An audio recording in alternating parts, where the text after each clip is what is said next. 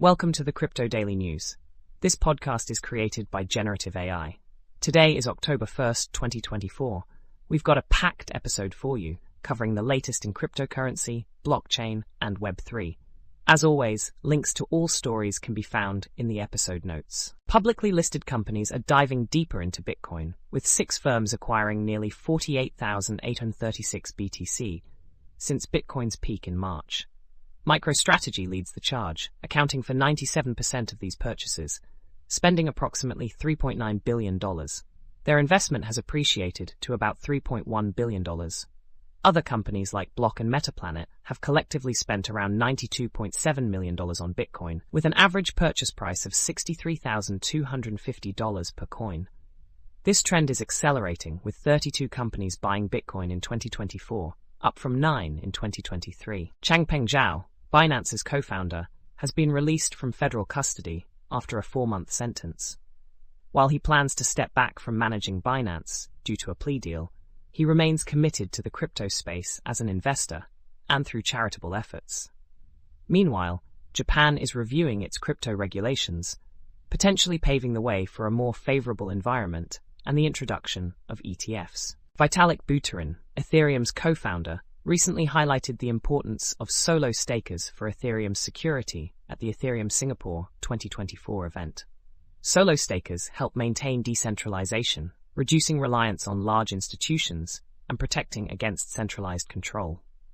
This decentralization is crucial for defending against potential 51% attacks. The SEC's lawsuit against Ripple remains a hot topic, focusing on whether XRP is a security or a digital currency. The case has significantly impacted XRP's value and led to its delisting from major exchanges. Telegram founder Pavel Durov was arrested in France on August 24th, facing allegations related to the platform's encrypted messaging service. The investigation involves serious accusations, including fraud and drug trafficking. Bithumb, South Korea's second-largest crypto exchange, is eyeing a Nasdaq listing. Initially planning an IPO on South Korea's Kosdaq, regulatory challenges have prompted Bithumb to consider a US listing.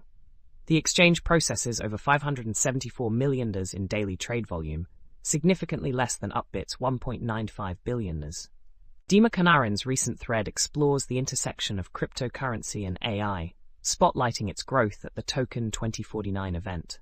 He categorizes the ecosystem into compute, training, infrastructure and data, and applications, highlighting projects like Jensen AI and ChainGPT.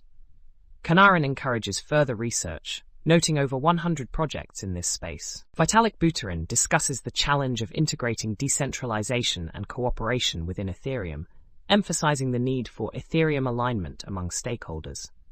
He proposes breaking alignment into specific metrics, promoting open source code, and ensuring decentralization to minimize vulnerabilities. NFT sales have plummeted to their lowest since 2021, with September seeing a 32% drop in transactions. The total sales volume fell to $296 million, an 81% decrease from March's peak. Increased scrutiny from the SEC, including a Wells notice to OpenSea's CEO, has contributed to the decline. The FTX Token, FTT, surged over 70% on September 29th, fueled by rumors of reimbursement fund distributions. However, the bankruptcy plan is yet to be approved, with a court hearing scheduled for October 7th. FTT's price increase reflects a 30% rise over 24 hours, with a market cap of approximately $330 million. That's all for today's episode of the Crypto Daily News. We hope you found these updates insightful. Remember to check the episode notes for links to all the stories covered. Join us again tomorrow for more on the ever-evolving world of cryptocurrency and blockchain. Stay informed and stay ahead.